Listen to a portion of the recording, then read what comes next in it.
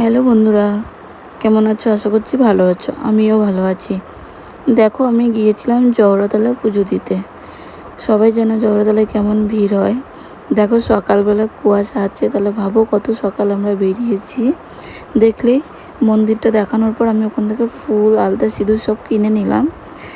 দিয়ে আমি এখন যাচ্ছি মন্দিরের দিকে। দেখো, কুয়াশা আছেই, তোমাদেরকে দেখাবো আমি কখন এখানে গেছি।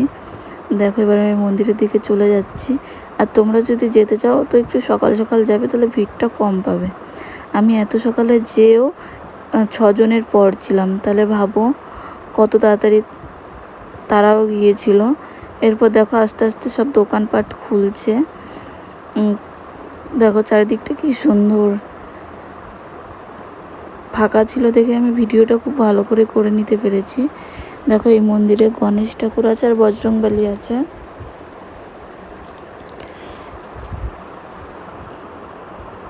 দেখো, মন্দিরটা পুরো ফাঁকা মনে হচ্ছে, কিন্তু লাইনে লোক আছে, আমরা ভিডিওটা করছি তাই।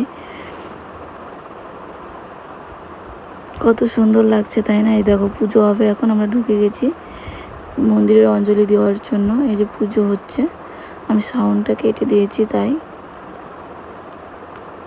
বলো কেমন লাগলো।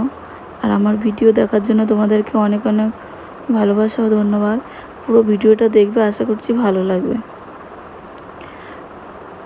ভালো লাগলেও বলবে, খারাপ লাগলেও বলবে, একটা কমেন্ট করে যেও।